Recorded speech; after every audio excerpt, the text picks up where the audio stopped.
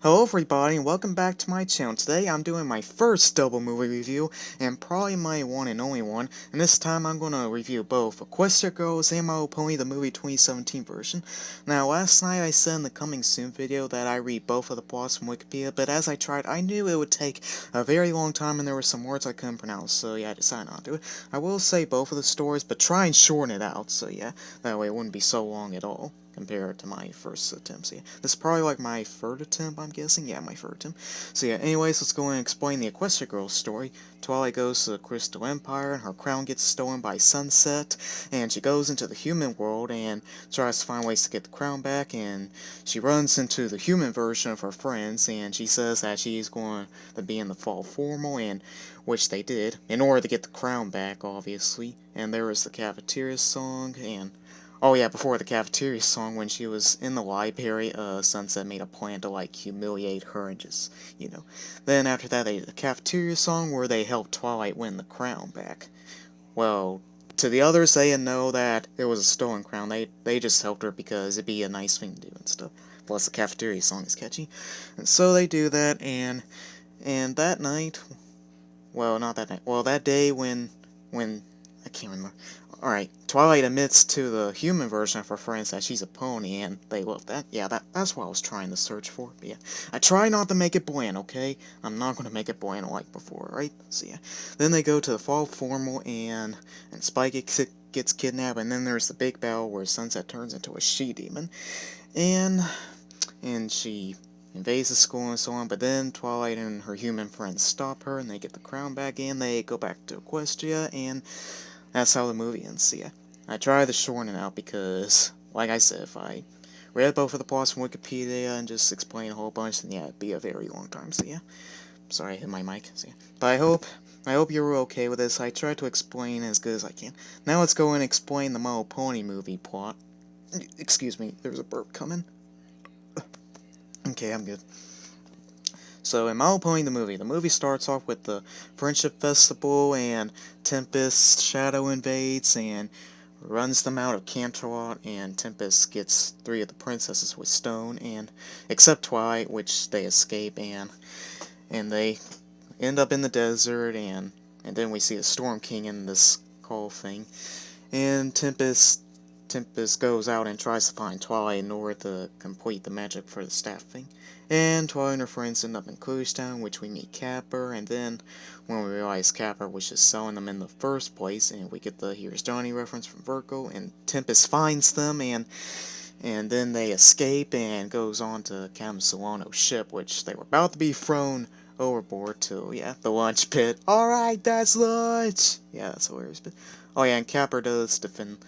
Well, actually, like I said, I'm just going to try and shorten out, so I'm not going to explain a whole lot. I'm just going to go and race through this as quick as possible, but not too quick, just so you guys won't be like, what? You know, see, not make it like my old reviews. Alright, let's carry on before I get off track. Alright, so at the ship, and there's the Time to Be Awesome song, and Rainbow Dash convinces Cam Solano and her crew to be pirates again, or as they like to call themselves treasure hunters. So yeah, she helps them get their mojo back. Then Tempest invades them again, and not Tempest, Twilight and her friends get off the ship to escape Tempest, and Tempest destroys Captain Solano's ship, and Twilight and her friends get the Mountain Eris, and and it's where they try to find the hippogriffs, which they thought they could help them.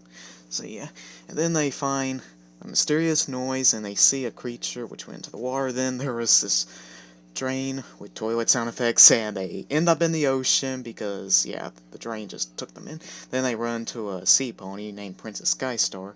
Then once they get into the home of the sea ponies, which looks amazing, gives Little Mermaid vibes, and when they go in the Queen Novel's lair, Queen Novel's not impressed, and they revealed themselves that they were the hippogriffs, or at least Princess Skystar tells them that.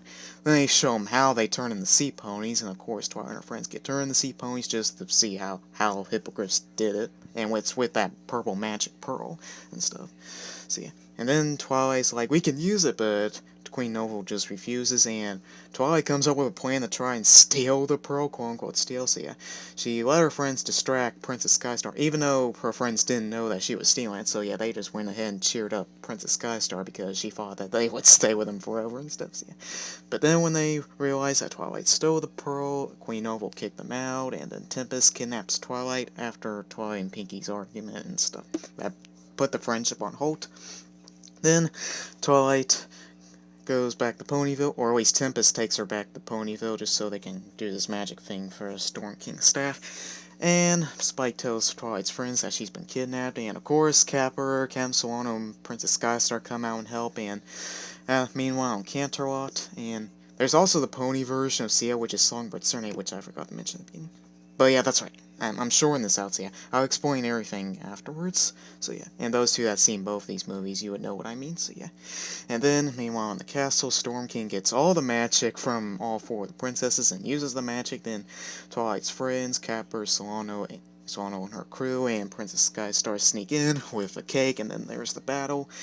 Then they try and get into the castle with the cannon, and yeah, kinda stop the Storm King, but not really. Well, the Storm King from destroying Tempest and Twilight, and it's at that moment when Tempest realizes that she's a good guy. So, well, that part when she's like, "Why are you saving me?" and Twilight's like, "Because this is what friends do." And that's when Tempest realizes and becomes a good person. So yeah.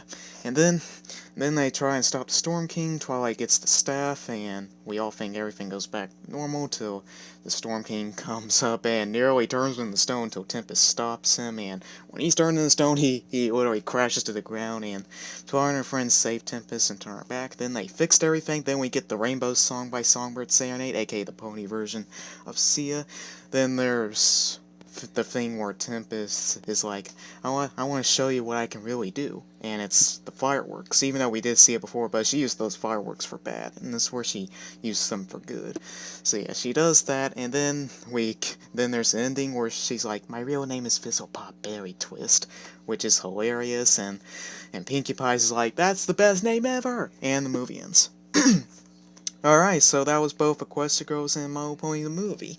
So yeah, I tried to explain the plot good as possible. I'm sorry if I raced through it, but that's just when I had to shorten it out. That way I wouldn't make it too long compared to the last time, and reading Wikipedia, etc, etc, so yeah. But anyways, I'm going to give my thoughts on both the movies. So let's start with Equestria Girls. Now, Equestria Girls, I saw that the rating was 6 something out of 10. I'm just going to say 6 out of 10, so yeah. And I'm sorry. Excuse me. And I must say, the Equestria Girls movie is pretty good the first time I watched it. I remember seeing it on Netflix around the time it came out. Now, at the time, I had no idea it was a theatrical movie. I thought it was just a straight-to-DVD thing, so yeah. Until years later, I was like, wow, it really was shown in the theater. I never knew that. Then there was Rainbow Rocks, which was the sequel and shown in theaters, but the rest of the Equestria Girls movies were just a straight-to-DVD and TV and Netflix thing, which is confusing, but oh well. Hasbro knows what they're doing. So yeah, and the human version of the ponies, yeah, I think it's cool, and I like the idea of the Equestria Girls movie plot thing, because it kind of reminds me of Thomas and the Magic World, where you got, like, something magical that connects both worlds, like Sodor and Shining Time, and Equestria Girls does just that, only instead of magic buffers, it's a magic portal that connects the pony world and the human world, so yeah, that is pretty cool. I don't know if Megan McCarthy, who wrote the story, got that idea inspiration. I don't know. Nobody really knows, but still, I think it's a good idea. Now, some bronies in the fandom, well, most of them didn't like Equestria Girls for some reason, but I thought it was pretty cool. And even most bronies didn't like Flash Sentry, who helped Twilight in the movie, that proved her innocence after Sunset framed her in the movie for destroying the gym for the fall formal and stuff, so yeah. And Flash Sentry is voiced by Vincent Hahn. I was like, bronies, I mean, he's not that bad. Sorry, I'm just out of script. What I'm trying to say is, I don't find Flash Sentry that bad. I don't know why bronies find him as a... Well, I don't know why bronies despise him, but it is what it is. So yeah. Oh no, I think Equestria Girls is pretty good. I give it a solid 10 out of 10. So yeah. Now moving on to My Little Pony the movie. And boy, oh wait, before I move on to My Little Pony the movie, when I was watching Equestria Girls with my sister a very long time ago, and you get to that joke where Applejack does that balloon joke where she's like, "Here comes the backstabbing, literally." So yeah, my sister loved that joke so much, and so did I. So yeah, that's why I forgot to say. All right, now we can move on to the My Little Pony the movie thoughts. My Little Pony the movie, yeah. When I first saw it on DVD, I unfortunately didn't see it in the theaters, sadly, because, yeah, other stuff. And it was at the time where I slowly regained becoming a brony again. When I saw that movie on the DVD, I was like, wow, besides Thomas and the Magic Road and the Polar Express, this is the best movie I have ever seen.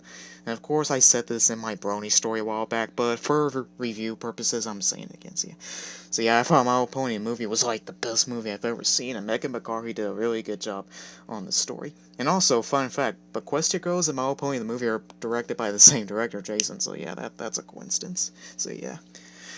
Alright, and both scored by Daniel Ingram as well. So, anyways, moving on. But yeah, I thought the movie was pretty good. I mean, the animation style was pretty good. It was different to the regular one in the G4 world. I mean, in the show, that's what I meant to say. It is still taking place in the G4 world, so yeah. And I thought the characters were pretty cool, and Tempest's backstory was pretty cool, which I forgot to mention earlier. But like I said, had to shorten it out, so yeah. But those of you that have seen those movies know what I mean, and you would understand, so yeah. So yeah, I thought everything was pretty cool. So yeah. And I did want to say, I did notice in My Little Pony movie there was one Easter egg and two plot holes. I like to mention those. One Easter egg is when Twilight and her friends are at the beach after Tempest invades Canterlot, and when they know they have to find the Queen of the Hippos. Well, that's what they think when it was really Hippogriffs. They made that Easter egg to Hasbro's toy brand, which is Hungry Hungry Hippos. So yeah, they literally make that. I mean, I was seeing Applegeek's reaction on video tube since, and I was like, wow, I never noticed that. And I was like, cheeky Hasbro, cheeky. So yeah, that was pretty neat. And the two plot holes. Alright, one, at the beginning of the movie, there's no Canterlot train station. There's no Friendship Express, which kind of disappointed me because I'm a massive rail fan, but still, I didn't care for that much. Maybe the Canterlot train station was down the path a ways, or they decided not to include it in the movie or something. But still, how are ponies able to get there without a train? Do they just walk or something? So yeah. And the second plot hole is when at what's that place, Equestria, and when they realized that Twilight was stealing the pearl, and Queen Nova's like, you don't deserve to be one of us, and takes away the sea pony powers away from him, and we see him swim to the top, and I'm like, how are they able to breathe for that long? I mean, they were at the bottom of the ocean. I mean, do you expect them to breathe while they're swimming all the way to the top after you take away their sea pony powers? Yeah, that was another plot hole. Maybe they're able to hold their breath for that long or something, so yeah. Those were two plot holes, but yeah. And also another thing I noticed that in the movie that I like, Zoe Saldana who played Captain Solano, but I also noticed that when I was watching Pirates of the Caribbean Curse of the Black Pearl on Disney Plus, and Amaria, the one in, well, you know her, she was also played by Zoe Saldana. I'm like, well, she plays a pirate twice now, Amaria in Pirates of the Caribbean and Captain Solano in My Little Pony the movie, so yeah, that's a coincidence, so yeah. But all in all, I like My Little Pony movie. The songs were great, and the characters were great, and I mostly love Princess Skystar. Even the songs in Equestria Girls were great, I forgot to mention, so yeah. So yeah, I think all in all, I give My Little Pony the movie a 10 out of 10 as well. And also, both of the movies had the same rating, which was 6.5 out of 10, I think. Yeah, that's what I saw, and I was like, Crix, that's the best you got, why can't you just give it a solid 10 out of 10 or something? I mean, these movies are just pure awesome and stuff. So yeah, I guess that marks the end of my double movie review on both Equestria Girls and My Little Pony the movie. They're both awesome movies, they're both theatrical, and they take place in the My Little Pony G4 universe. The bronies love it, and so do I. So yeah, that marks this free double movie review. Probably the only one. I might do another one in the future, but for now, this is going to be my only one. So yeah, and if you guys do like trains, go to my second channel in the description below. And I'll see you guys next time. Oh yeah, I forgot to mention, before I go, another thing in My Little Pony the movie, we may have not got the Friendship Express, but we did get that minecart scene in the I'm the Friend You Need song with Capper. I forgot to mention that. So yeah, that's a bright side, because we get to see a minecart for a split second in the middle of the song. Yeah, I forgot to say that earlier. Alright, now guys, I can say bye. Bye-bye. Bye!